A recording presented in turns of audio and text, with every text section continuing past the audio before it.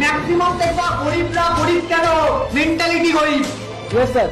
কাঁদে, সবসময় কাঁদে, সব কিছু নিয়ে কাঁদে, পরিস্থিতির কাঁদে, ভাগ্যকে নিয়ে কাঁদে, সমাজকে নিয়ে কাঁদে, সরকারকে নিয়ে কাঁদে, রিলেটিভ নিয়ে কাঁদে।